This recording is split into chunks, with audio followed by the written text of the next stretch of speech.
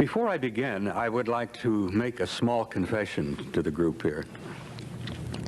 I've been involved in one way or another with this subject for over 30 years. But about 6 months ago, maybe 8 months ago, I was about ready to pack it all in, walk away from the subject, just say to hell with it and not ever get involved with it again. And the reason for that was that having been involved with a number of different organizations over the years and done a lot of research both in the military and outside of the military, I had reached a point where I was just up to here with all of the fighting, the rock throwing, the name calling, the brickbats, the mudslinging that goes on in UFO research. And many of you who have been involved in that know exactly what I'm talking about. We apparently have been our own worst enemies over the years. Not only do we have to deal with all of the lies and the cheating from our government, but we haven't made it easier for ourselves with all this name calling going on for a long time. And I got so fed up with it.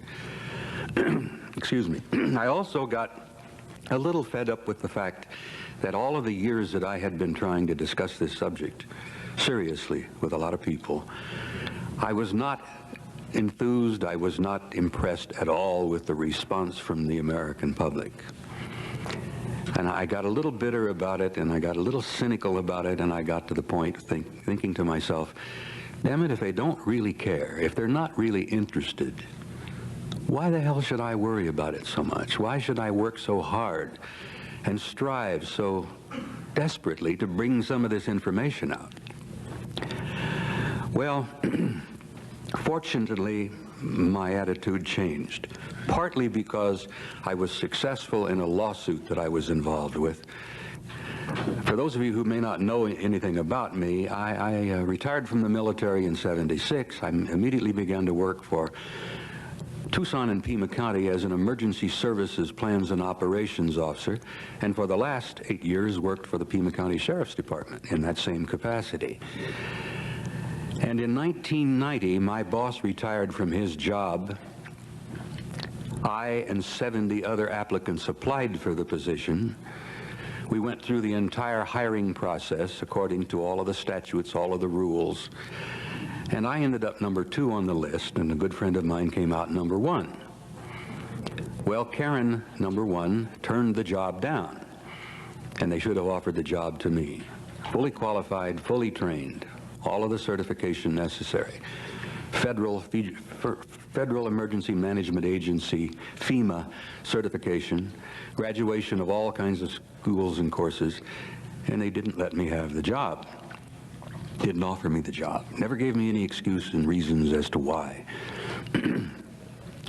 It came to be that we found out when I brought about legal action against the sheriff that his main issue with me, his main reason for denying me the position of emergency services manager was that I was interested and involved with UFO research.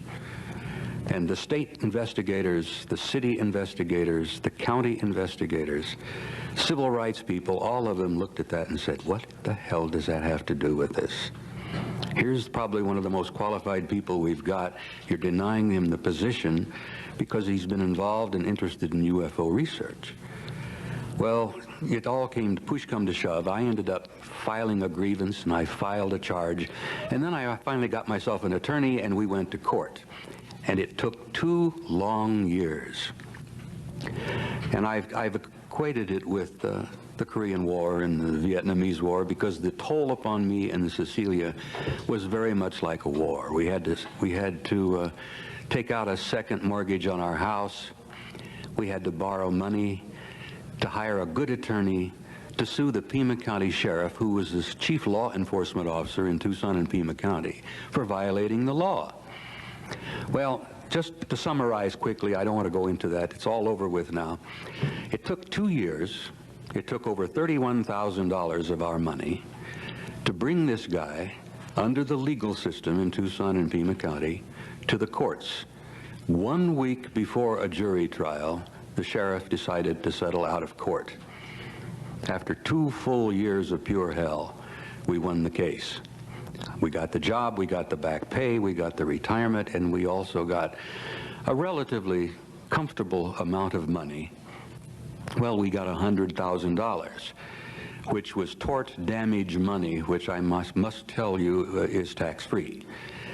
So the 2 years of pure hell we went through, and having mortgaged our house, we did come out of it all right. We survived it.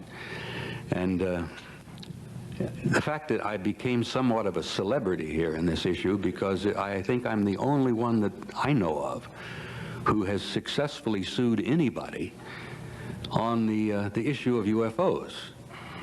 And a number of people all over the country, in MUFON, CUFOS, and friends of mine all over the United States, were following this whole thing very closely. And the fact that we did get a couple of articles in several of the tabloids. We had a little 12-minute stint on hard copy. The interest of the case was pretty interesting all over the country. There are a lot of people following this. But I must tell you, and I'm pleased to share with you, that we did win the thing. We did prevail. We made an issue of it, and I'm delighted that we made some progress here, because hopefully in the few years ahead, there will be some hesitancy on the part of certain other bureaucratic people to let an issue like this come as far as it did with me, that they denied me. Well, thank you. It was just a matter, it was a moral issue after it was all over with, the fact that they would dare do that. I had to sue the chief law enforcement officer of Pima County for violating the law. And then I had to stand back and watch him for 2 years use the county attorney to defend him for violating the law. And then they did that with taxpayers' money. And that really frosted me. Being an old infantryman, that really brought me to the bar. And I'm delighted to tell you that we did win, and I want to share that with you and then go on. Anyhow, about 6, 8 months ago, I was ready to walk away from this thing because of that issue and a number of other ones. But I had just completed a 6-week tour in Europe, and I was a speaker at 3 major international conferences, and I met literally hundreds and hundreds of people, researchers, bona fide, reliable, intelligent, serious UFO researchers, and they encouraged me. And just having been with them and met with them, I found strength and encouragement, and that, coupled with the fact that I'd done a little more research in my own personal investigations and found out how much our own government is involved with what is known as psychotronic research. I got so damn mad that, being angry about the fact that they've been lying to us for over 40 years about the UFOs, having found out what some of the things are going on in psychotronic research, I got so angry I said, to hell with it, I'm going to come back and fight this all the way through. I'm going to stick with it. I'm going to open my mouth. I'm going to blab and bring as much attention to this issue as I possibly can. So, thank you. So with the help from Cecilia and a lot of good friends like Wendell Stevens, I'm going to be busy as hell for the next 2 years. Now, a little bit of background on how I came into this area. Most of my adult life, I was a professional soldier. Almost all of those years were in the infantry. I was in special operations. I worked with the Special Forces guys. I worked with the intelligence agencies, the CIA, the ASA. I spent a lot of time in places I should never have been, places that our government said we had nobody over there. Now, as you all remember some of the reading you may have done about Laos and Cambodia and North Vietnam. But I always thought of myself as a rather hard-nosed professional soldier. No nonsense. I was very curious about the issue in the early years, but I was a skeptic. I thought, well, I have to learn a little more about it before I become what you might call a believer. In 1963, I was fortunate enough to be assigned to a place called Supreme Headquarters Allied Powers Europe, at that time located in Paris, France, an acronym of SHAPE. When I went to SHAPE in '63, I went with a cosmic top secret clearance. Cosmic top secret at the time was the highest level of clearance access in the NATO forces in SHAPE at all. And I understand it still is. It's the highest possible in NATO. And I was assigned to Shape headquarters in Roquencourt, right outside of Paris. When my first assignment was in Operations Division, a place we called SHOC, Supreme Headquarters Operations Center.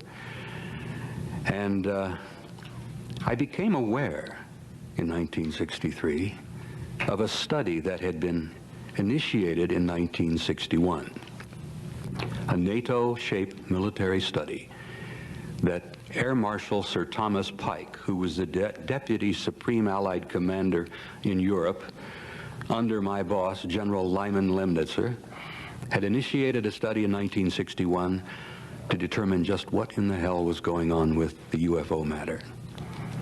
In the 50s and the early 60s, case after case after case involving large circular metallic objects flying in formations, obviously under intelligent control, flying over Central Europe, coming out of the Soviet zone, over the Warsaw Pact, coming over Germany, over France, turning north over the Channel, disappearing off of our radar over the Norwegian Sea. And in a number of cases, at least 3 cases that I know of personally, we and the Soviets almost went to war with each other over these objects. As many of the speakers have said here earlier about other comments, the Soviets thought they belonged to us, and we thought they belonged to the Soviets. And in one case in particular, in February of 1961, we literally almost started shooting at each other. Well, Air Marshal Pike was so frustrated about the fact that he was unable to get any information about these objects from either London or Washington at that time, because everything that London and Washington would send to Shape headquarters went directly to the KGB in Moscow. We found out about this because there was an enormous French spy ring existing in Paris at that time. And if any of you have ever read Leon Uris's excellent book called Topaz, or maybe you have seen the movie called Topaz, it was about that series of events that were taking place. The Cuban Missile Crisis, the tension that was developing with the Cubans and the Russians over that time, the fact that there was this enormous French spy ring involving several of their top ministers and many of their top generals. And everything that Washington or London would give us went directly to KGB, and in many cases they got it before we did. So that's why Pike was unable to get any information at all from either major headquarters or capital on the UFO matter. The UFOs were all over Europe at that time. Well, they were before, and they still are even today. This is a worldwide phenomenon, and it's going on continually.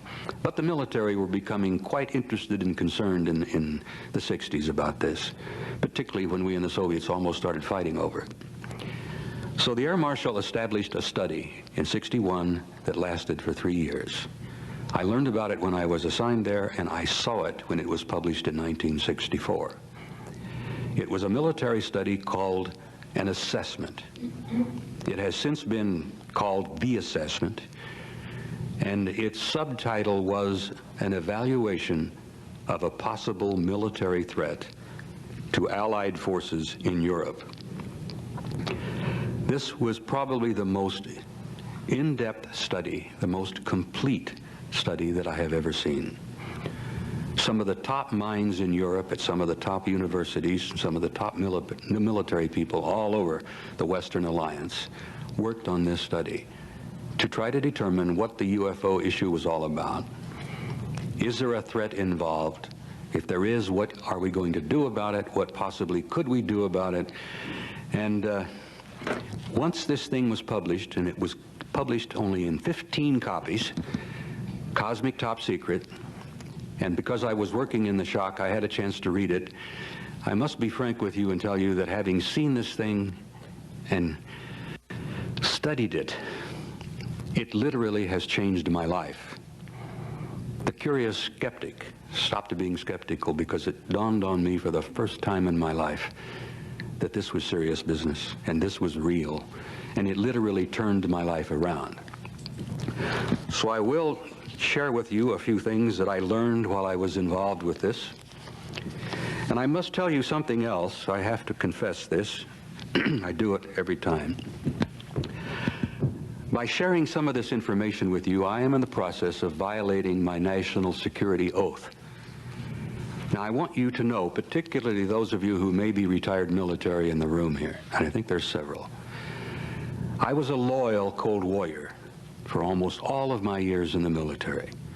I believe in my country. I believe in my Constitution. I was willing to die for it. I still feel that way. I did not lightly decide to violate my national security oath after a great deal of thought and a great deal of consideration and evaluation. I have been violating my national security oath on this issue, the issue of UFOs, the issue of this assessment with people, because I consider this to be, beyond any doubt, the major issue of our time. And when I've concluded my presentation today, I hope you will understand, and hopefully you will agree with me, that what we are addressing here and dealing with is indeed the major issue of our time. It goes beyond the Soviet dissolution of the Soviet Union. It goes beyond the Cold War. It goes beyond politics, the recent election. It goes beyond the famines, the revolutions, the terror in Yugoslavia. It goes beyond any major human problem that we are currently dealing with on this planet, because this problem has been with us for thousands of years and is indeed the major issue of our time. And I hope you will agree with me when I'm finished as to why.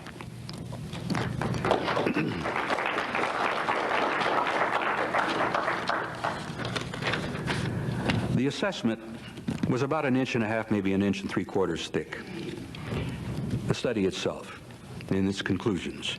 It was supported by approximately 8 inches of annexes, supporting documents, supporting studies, supporting research. There were annexes on radar and electromagnetic effects. There was an annex on optical and light analysis, a beautiful annex on photographic and holographic analysis. There was historical research and evidence. They went to some of the top people in England at Oxford and Cambridge on the historical evidence. There was metallurgical and technical analysis. There were atmospheric physics studies, biological analysis, and autopsies.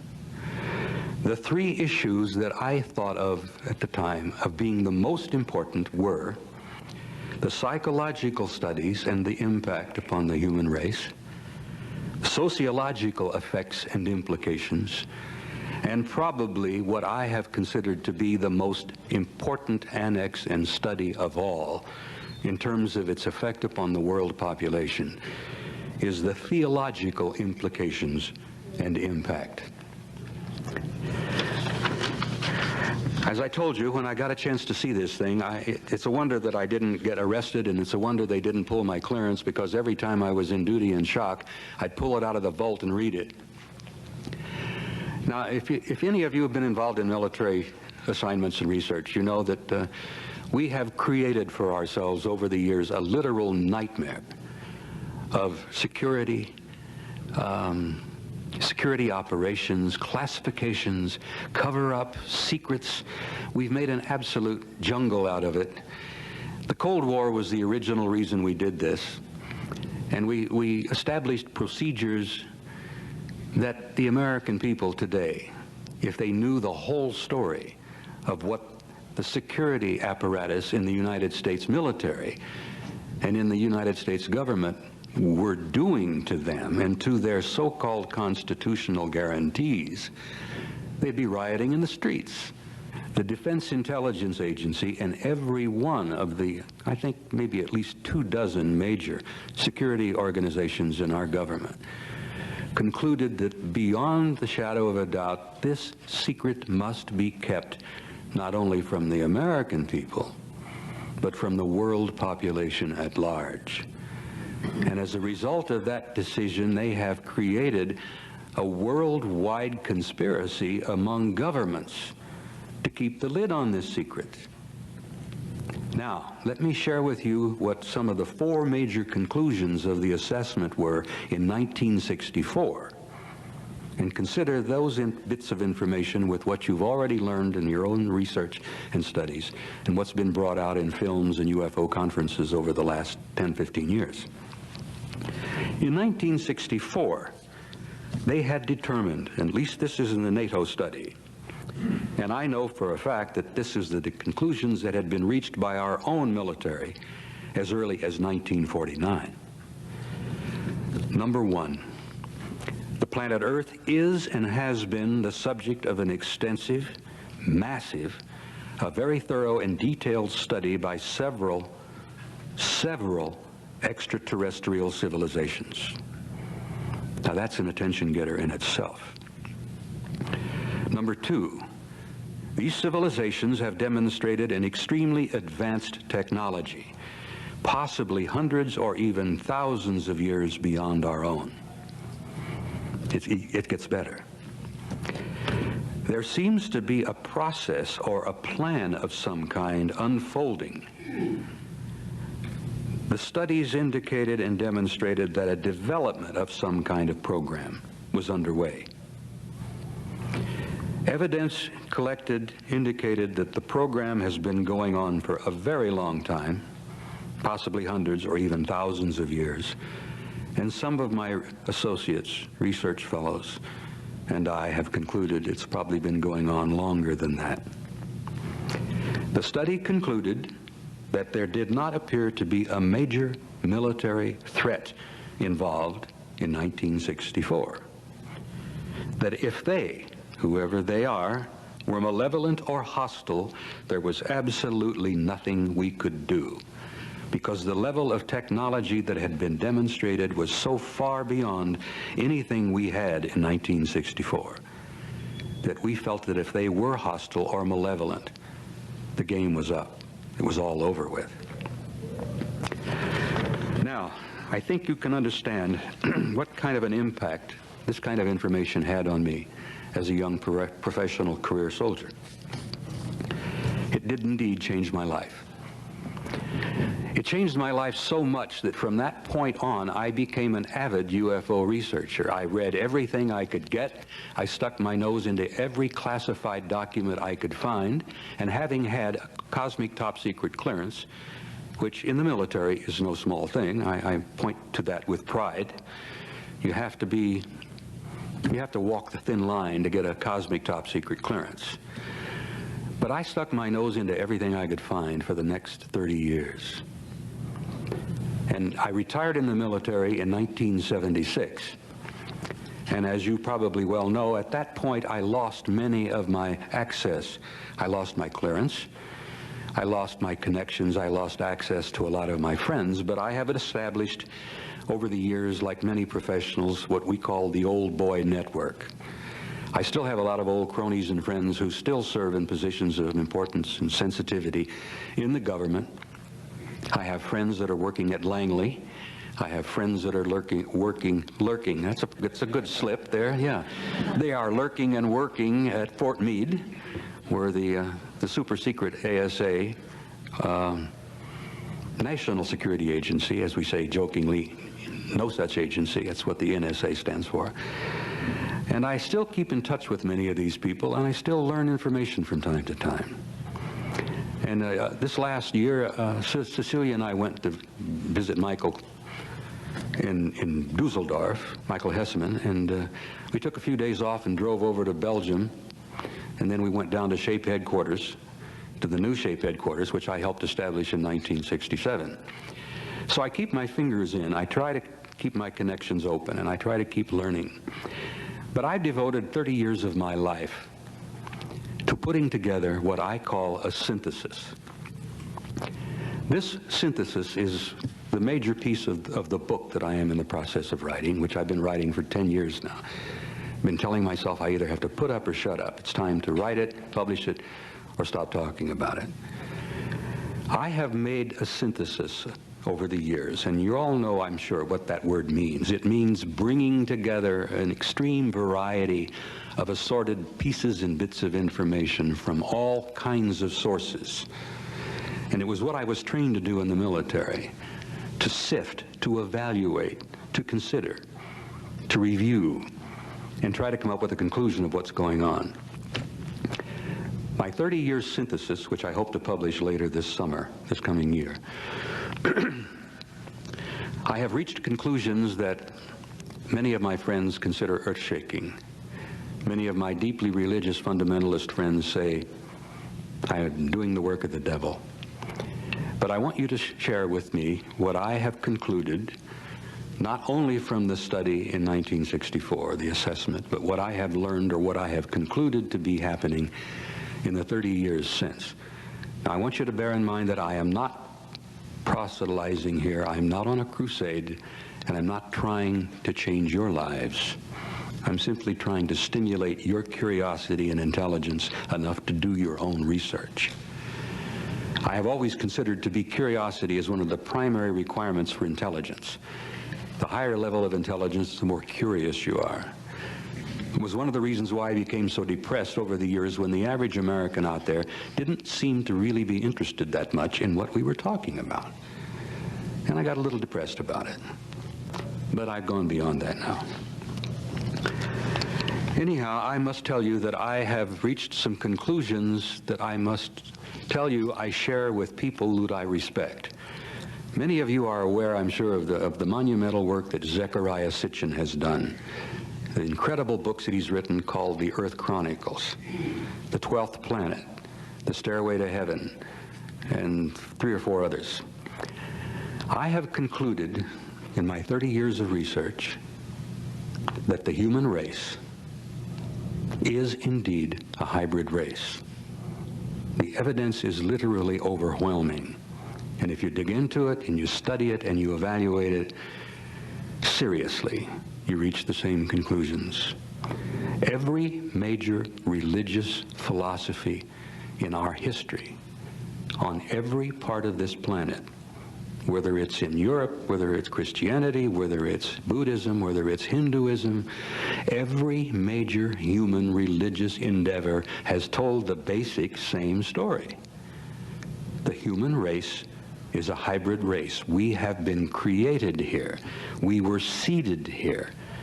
And we have been genetically manipulated here from the very beginning of our recorded history. And that genetic manipulation has never ceased. It is still going on, as Cecilia likes to say, even as we speak. So, I reached that conclusion, and I will not argue with anybody about it. I simply say to you, look at the evidence. I am a student of history. I studied theology. I studied philosophy. I became interested many, many years ago when it dawned on me that much of the Bhagavad Gita was in detail specifically identical to much of the Sermon on the Mount. The teachings of the carpenter from Galilee are almost identical to the teachings of Krishna, the great Hindu leader of the Hindu faith. And I think from what they've been able to piece together, Krishna's period of time was roughly 1,000 or 2,000 years before Christ was born. The point I'm making here is that every major religious philosophy on this planet tells us identically the same story. And you have to look at the evidence to see it. I will just quickly touch upon the fact, and in chapter 6, I think, in the book of Genesis, there are people, there are entities. In the old Hebrew, they called them Elohim.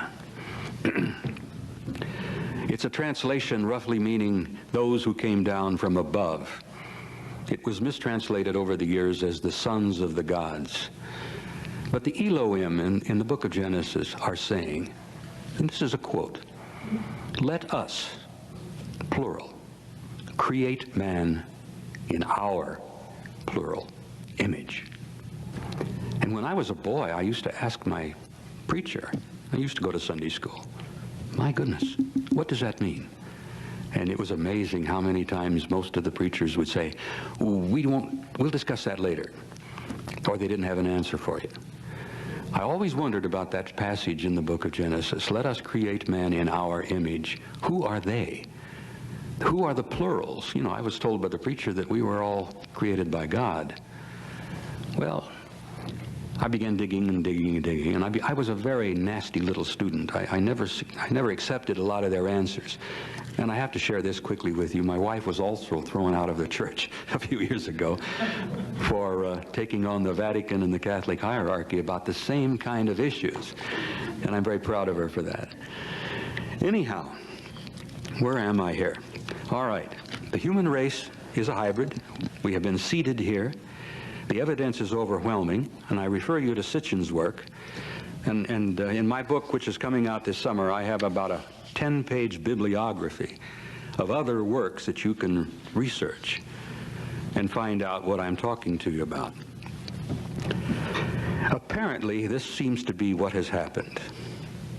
Several 100,000 years ago, an intelligent race from somewhere else out there came by the planet, knew of the planet, stopped at the planet, and found a developing form of life here. Now, there are theories that the original seeding itself was done by an intelligent race from other places.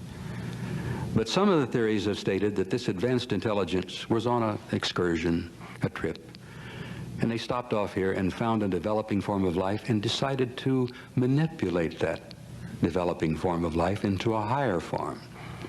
And they've been involved in that off and on, but continually, for at least 100,000 years. When I studied anthropology some years ago, I always wondered why poor old Neanderthal suddenly disappeared in terms of time, a few centuries. And this new form, completely new form, which we call Cro-Magnon, appeared. What happened to poor old Neanderthal? Who is Cro-Magnon? Well, look around the room. You'll see Cro-Magnon here right today. But in terms of geology, in terms of anthropology, in terms of evolutionary theory, none of that seemed to make a lot of sense. You don't have evolution working that fast. Then there were other little curious things taking place. Why, about 5,000 BC in Sumer, did all kinds of things happen at once? A literal eruption of civilization taking place in the Euphrates and Tigris and Euphrates valleys. I mean, civilization blossomed and bloomed almost overnight. The people were taught, or they learned, agriculture, irrigation. They built cities. They knew how to plant farms. They knew how to harvest. They knew how to develop intricate governmental systems. They developed a military idea. They developed a very intricate theological and philosophical philosophy. And where did this all happen? Why did it all happen literally overnight? Well, Zecharia Sitchin, in his absolutely monumental work, clearly has the answer. In the great Sumerian tablets, in the cuneiform tablets, which preserve the complete history of the Sumerian people, the evidence is all there. Sitchin is probably one of about 10 people on the planet who can sit down and read cuneiform tablets like you and I read the morning paper. And he's a man of great respectability. He's a scholar, he's a scientist. No one wants to argue with Zecharia. They'll take von Daniken on and they'll argue with Eric and call him names and say, look, you screwed up here, you made a mistake there. But no one that I am aware of has ever challenged Zecharia Sitchin, because he has the tablets, he has the information, and he says, look, it's all there. The Sumerians told us how it happened, how it came to be, where they got the knowledge, who taught them the knowledge. And this fits, and I tell you it does, fit perfectly with every other story, myth, legend, history of every people on this entire planet. The human race is a hybrid. We were seeded here, and we have had what I like to call an intimate interrelationship with high technology, advanced intelligence for hundreds of thousands of years. Now, the crucial thing is that it's still going on. It hasn't stopped. They are still involved. And the big question has been for many of us is, who the hell are they and what are they doing with us? Which ties in perfectly with the ancient philosophical questions that each and every one of us has asked. Who are we? Who are we? How did we come to be here? What are we here for? And where are we going? And this is, if you remember from your own teachings, education, in school or church, the basic questions that human beings have been asking since the beginning of time. Who are we? Why are we here? And where are we going? And now in the last 25, maybe 50 years, enough people on this planet have seen enough evidence. They have had literally some of the facts and some of the evidence rubbed on their nose.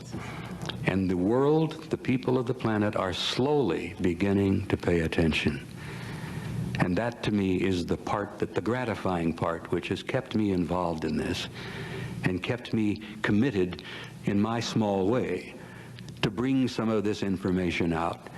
Not to preach to you, not to have a crusade of any kind, but simply to tell you that you are a special species. The carpenter from Galilee tried to explain it. Krishna tried to explain it. Mohammed tried to tell the story. Zoroaster tried to tell the same basic story. The Buddha even tried. Why is it that it's taken us so long to begin to grasp a little of the reality of who we are, why we're here, and what's going on? Well, my commitment to this thing has been growing over the years, and I will tell you that I'm involved in it, I'm committed to it, because I think that time is running out. I don't think it's going to be much longer before you see most of the answers.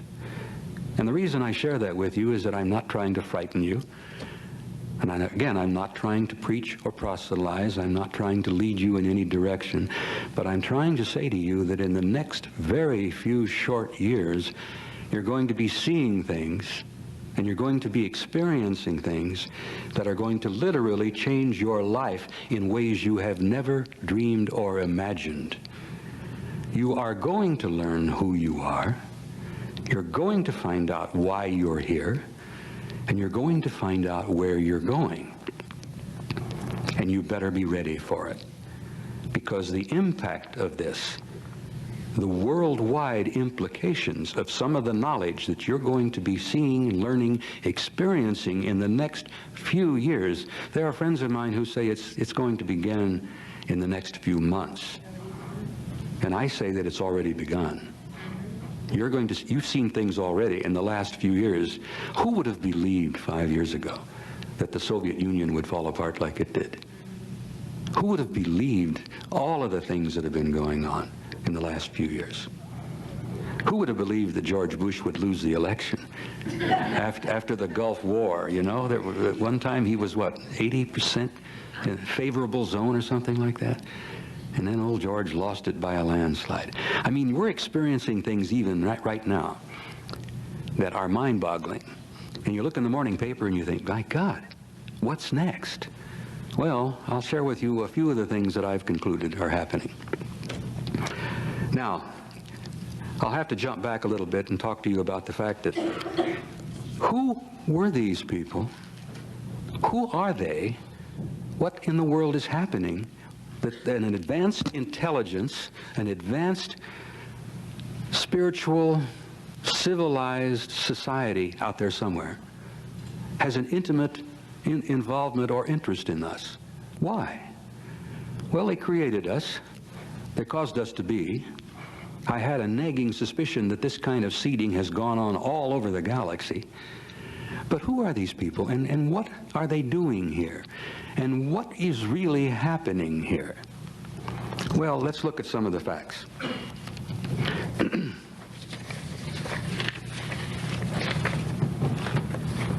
I got so much material here, I have to apologize with you. I could go on for about 4 or 5 hours, and I've done that a time or two. I think I talked for 3.5 in Dallas. When I left the service in 1976, the United States government knew for a fact that there were 4 separate, highly developed, high-technology extraterrestrial civilizations intimately involved with us. 4. Now, that was in 1976. That was a modest evaluation, we have learned. We have learned over the years that there is probably 50 or more, and some estimates have carried it up to 100. And I've heard Wendell discuss, he said, my God, some of the facts and the stuff I've heard, we may be being visited by thousands of people out there. Different groups from different places. That the universe is literally teeming with intelligent life. And that we are not, at the moment, a part of it. Here we are on a little third-rate planet circling around a second-rate sun on the edge of our own galaxy. And you know how many years we've been thinking to ourselves that we are God's prime creation. We're it. There's nothing else. You know, just a few short years ago, we thought that the universe, the solar system, all of it circled around the planet Earth. They even burned a couple of good men. Bruno was put to the stake because he insisted that the Earth went around the sun. And I understand just recently that the Vatican has just now reprieved him, or what did they call it? They have exonerated him. They've looked at the trial and said, well, gee, we screwed that one up. Poor old Bruno was right, and we're sorry. Well, I'm sure Bruno appreciates that now. What, 400 years, is it? 300 at least.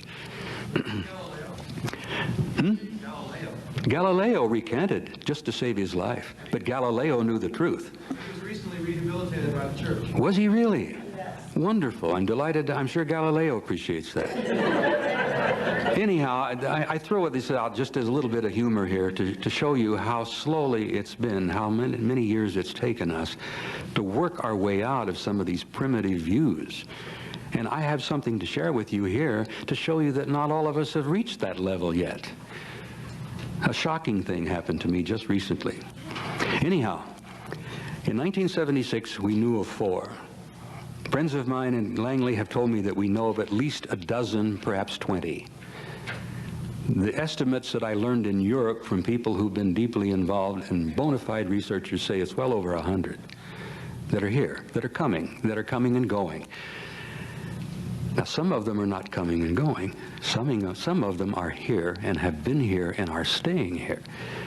In 1976, we knew, and this is one of the things that really upset the generals, we knew that one of those groups looked exactly like we do. I mean exactly. They could put on a coat and a tie, a dress, a suit, sit next to you in a restaurant, sit next to you in an airplane, and you would never know. You would never know.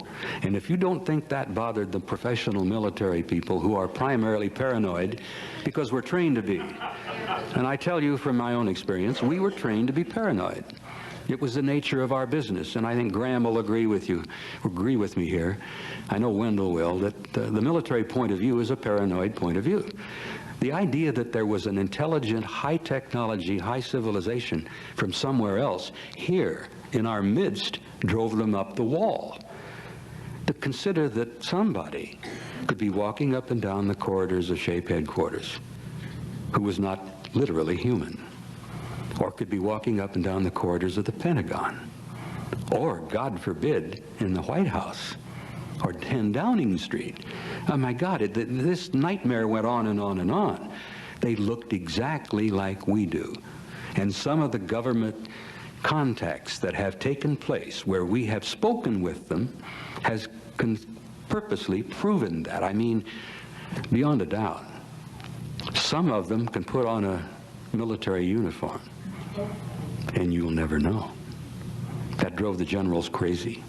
It affected a 4-star Air Force general that I knew in 1964 so badly that he ended up putting in for retirement not too long after that. The air deputy was named Robert Lee. He worked for General Lemnitzer. He was the U.S. Air Force Air Deputy in 1964. He'd been an old friend of Curtis LeMay's. They chewed cigars. They went to school together. LeMay, as you remember, was the commanding general of the Strategic Air Command.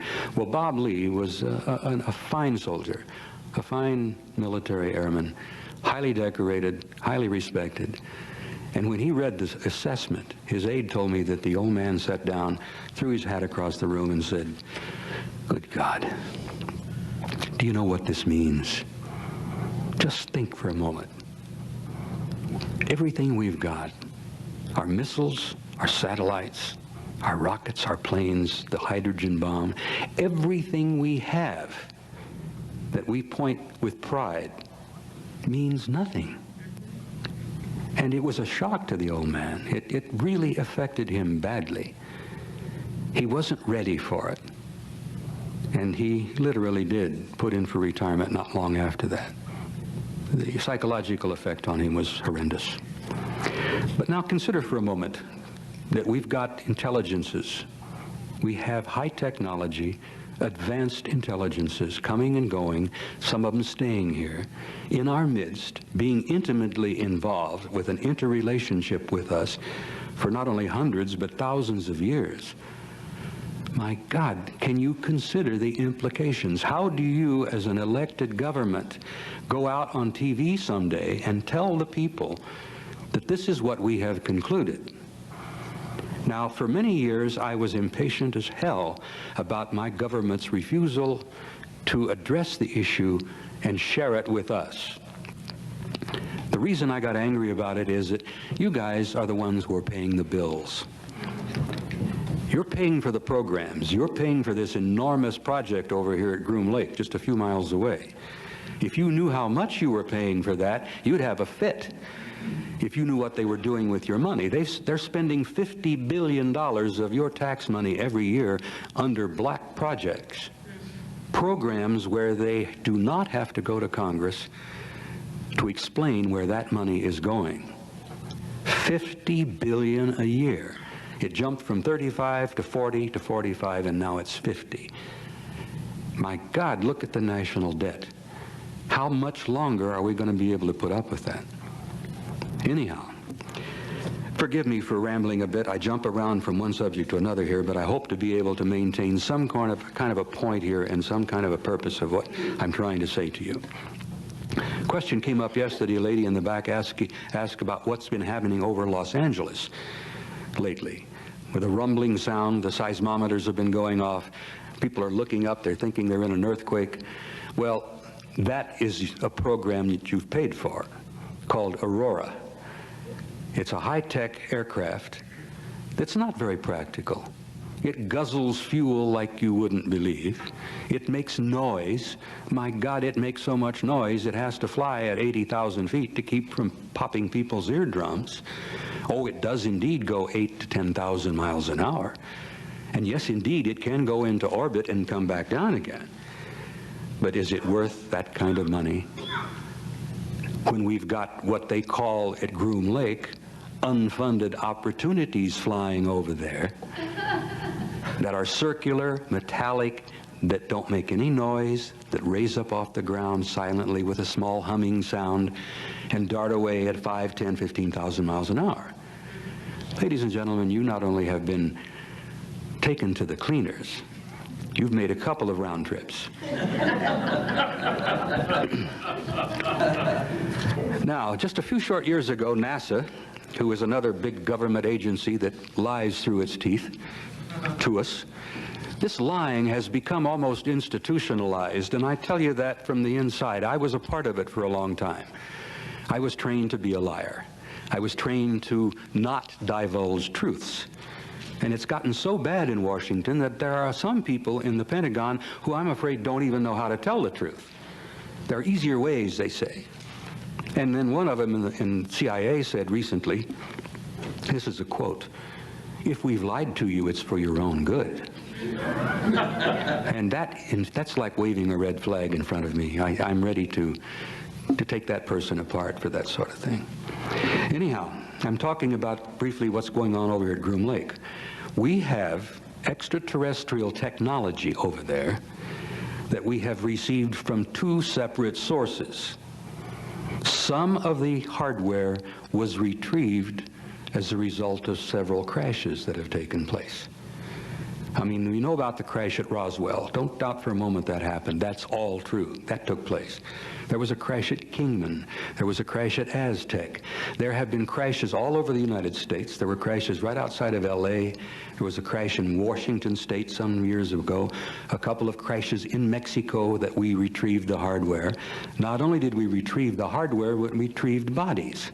Some dead, some alive. Some of the alive bodies we kept alive for quite a while. Rumor has it that at least one of them is still alive. Well, that's one story. The other story is there are 25 or 30 of those little guys over there at Groom Lake at about 20 levels down at S4 that are working with us, that gave us hardware. And we are not only putting bits and pieces together, but we are flying the aircraft and we are flying prototypes. When NBC went over there here just a few months back, I don't remember the exact date, they were doing a little follow-up story on the Aurora because people were wondering what the hell was shaking LA every Thursday at 7 in the morning. And they sent a team over there. Well, they didn't get any pictures of the Aurora because the Aurora doesn't fly out of Groom Lake. It flies out of another base about 100 miles northwest of Groom Lake, beyond Tonopah. But what they did while they were over there is they got some incredible pictures, and the NBC reporter with this camera set up there says, my God, what we seem to be seeing here is something that apparently is violating all of the known laws of physics, like a UFO. And there that little Gomer is on the film, circular. The blow-up showed it to be somewhat metallic. And there it is, coming up and hovering, darting around, going back down, darting off at a very high rate of speed, coming back, doing all kinds of things that traditional aircraft can't do. So over there at your $50 billion skunk works, we have hardware that's flying. Apparently we do have a relationship with one alien group over there. Rumors that I have heard from reliable people that I trust indicate that we now have a relationship with at least 3 different groups. Not only the one that looks like us, but the big-nosed guys and the little grays. And this thing gets curiouser and curiouser, as Alice in Wonderland said. What is our government up to? What kind of involvement do they really have with alien intelligence? And why is it important that we pay attention and try to get a handle on what's going on here? Now, I'm going to tell you that I feel that within the next few months, there's going to be a major flap. I've shared this with Don, a few other people. I've been putting bits and pieces of information together from a variety of sources, and I think we're going to have a major UFO flap in this country, probably in the southwest. Very much like the Belgian flap and very much like the Hudson Valley affair a few years ago, where we're going to be seeing large triangular-shaped, boomerang-shaped, massive objects 300 and 500 feet across, slowly flying across the skies of the American Southwest at low altitude with no noise, and these objects are going to be enormous, and they're going to be flying in daylight, not at night. In daylight, and you're going to be seeing them. And then right after that, your government, the one you love and trust, is going to say, we have some information to share with you. And they're going to tell you a little bit about why they've lied to you for so much, for so long, and how they tried to protect you because they determined that you were not able or ready to deal with this information. Well, I disagree with that. I strongly and violently disagree with that. We're not sheep. They're treating us like that, but we're not. We're the sheep that are paying the damn bills. We have a right to know these things, and ladies and gentlemen, to use a military term, we have a need to know. Not only do we have a right to know because we're paying for much of it, but we have a need to know because the things that are going to be happening that are going to change your life and change your world in a way that you will never imagine are going to be happening soon. I say very soon. I hate to be a prophet. I hate to say it's going to happen like some of the fundamentalists, whatever they call it, the rapture or something. No, I can't, I won't get into that. I will hopefully not tread on some toes when I tell you that every major philosophy, every major religious philosophy from the beginning of our time has been given to us, has been seeded here, and has been manipulated by our higher advanced intelligence. And yes, good Christians, the carpenter from Nazareth is a part of the program. He was and he is. And I say that in that term, and many of you who are avid churchgoers, I think, know what I'm talking about.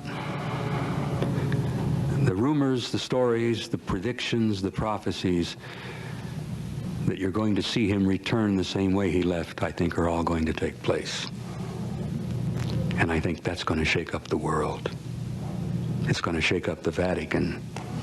It's going to shake up every major religious organized church on this planet.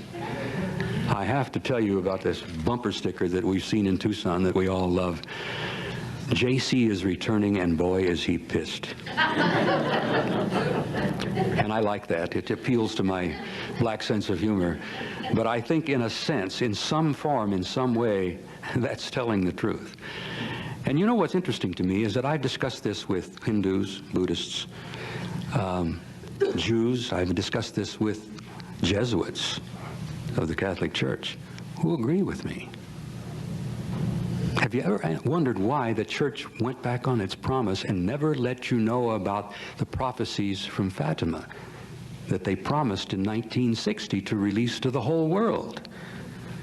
Now, I don't know how many of you in the room may be good Catholics, and I'm not trying not to hurt your feelings, but if you are, your church let you down in 1960 because the Pope looked at him and says, oh, no way are we going to let this out.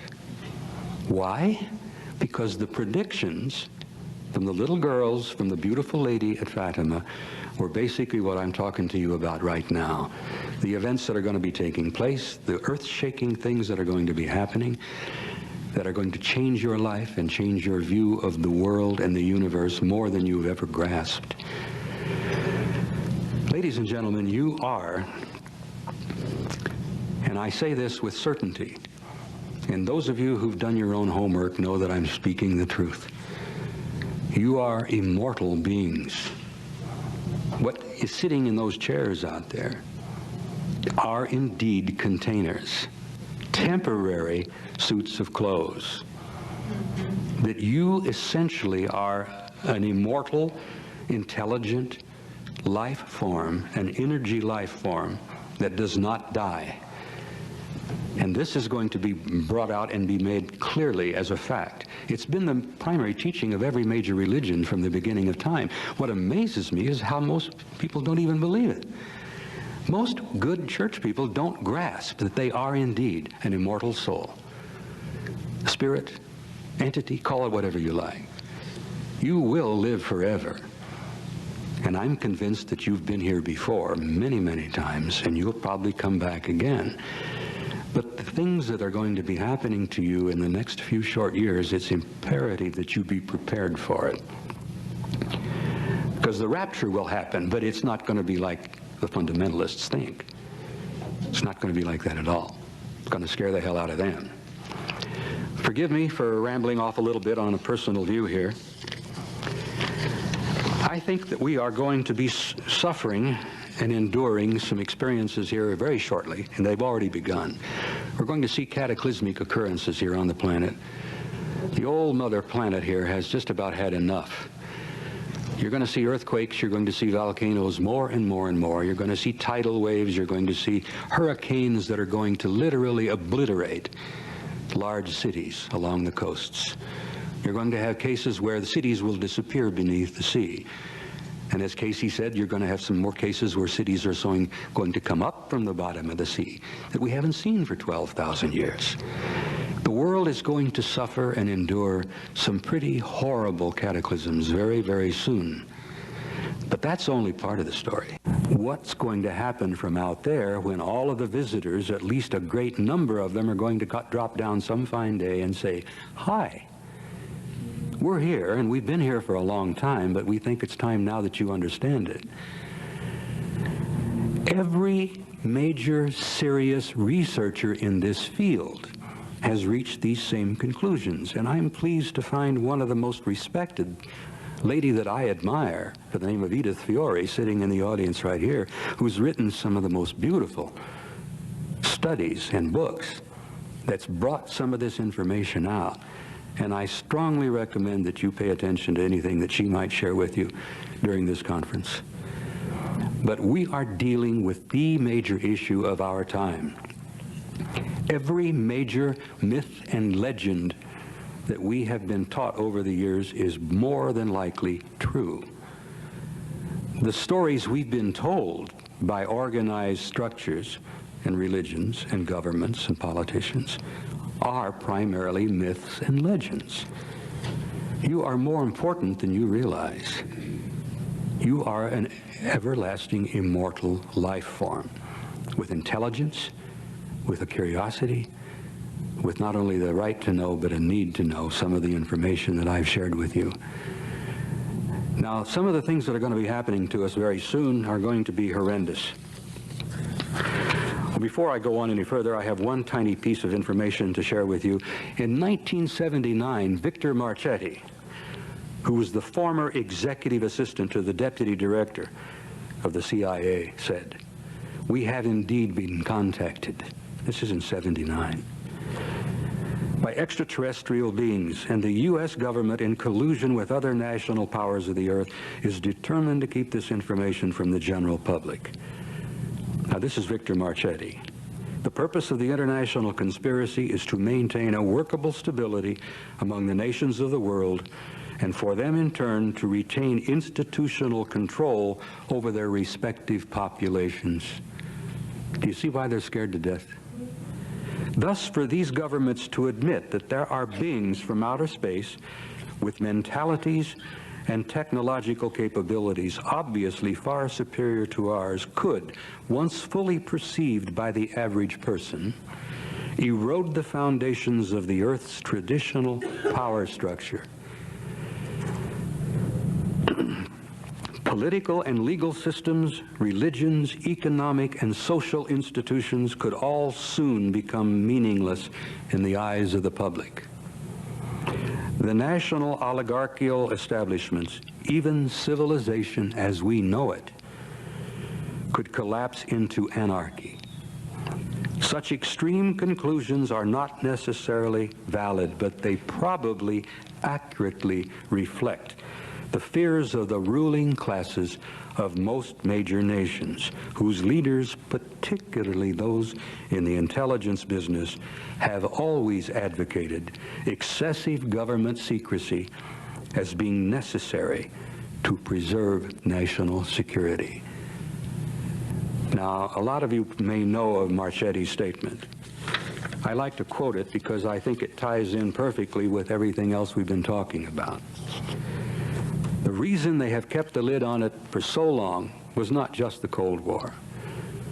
The reason they've kept the lid on it is because once they realized themselves the full implications of what was happening, not one group, not four groups, not even a dozen separate groups, but we got hundreds of advanced intelligences here, intimately involved with us, having an intimate interrelationship with the entire human population of this planet. How do your governments tell you that? How do they say, first of all, we've been lying to you for 40 years. Secondly, what's going to happen you can't deal with.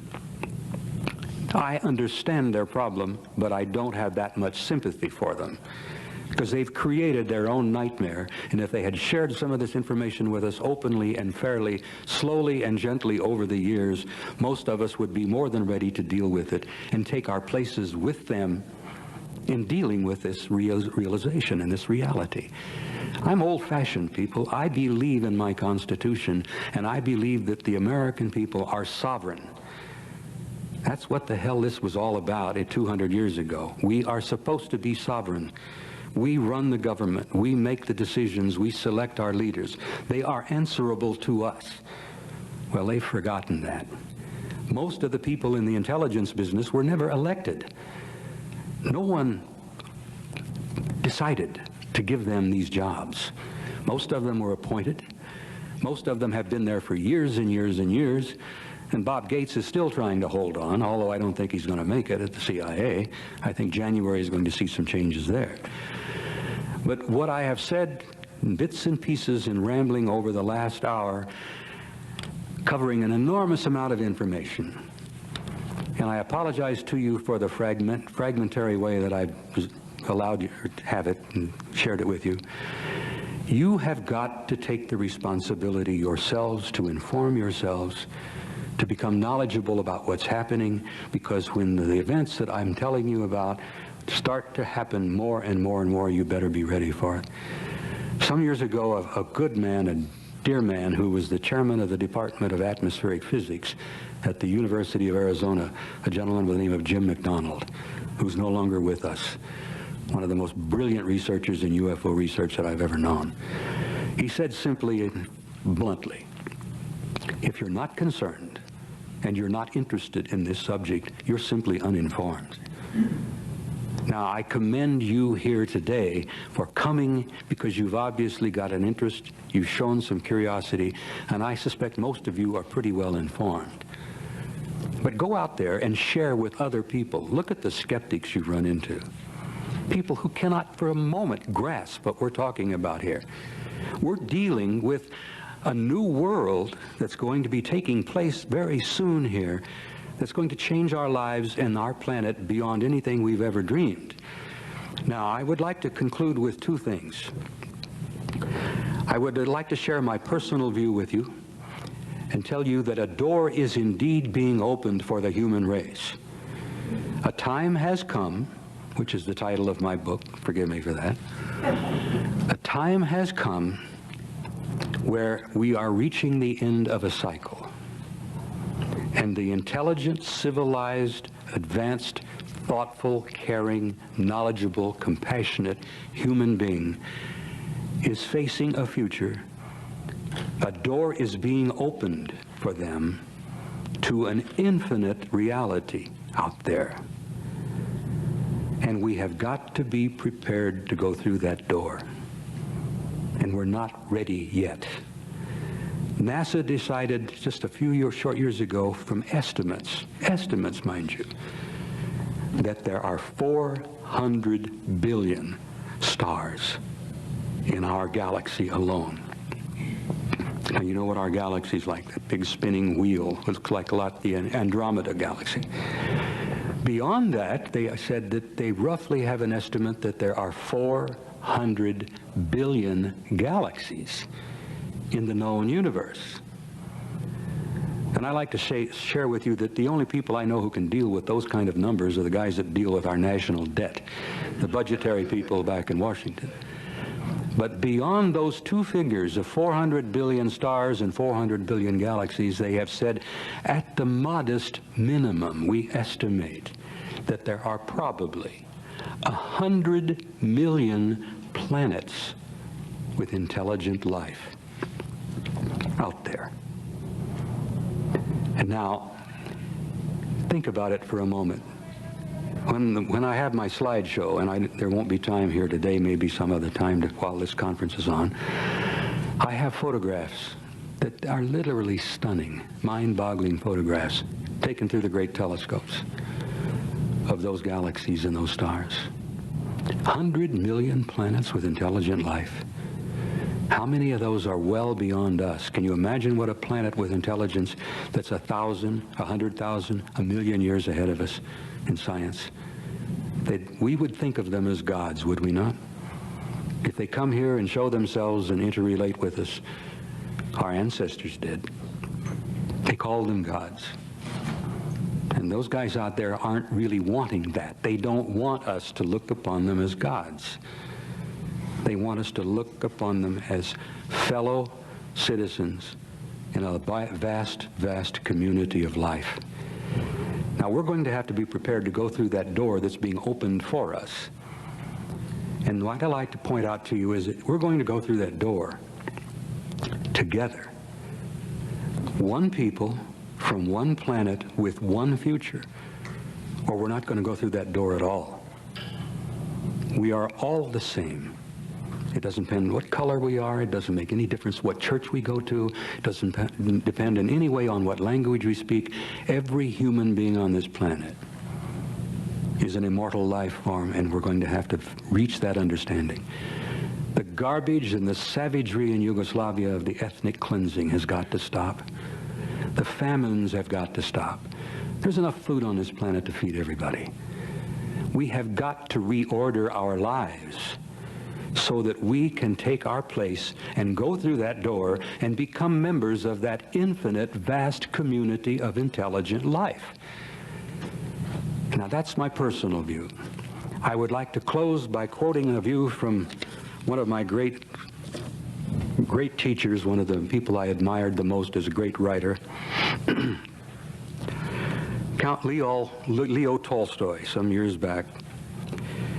He repeatedly made clear, this is one of his basic beliefs, that there is something in the human spirit that will survive and prevail. That there is a light that will not go out, no matter how dark the world becomes.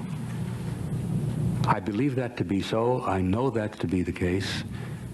I'm glad to share that statement from Leo Tolstoy with you and tell you that that is my view as well.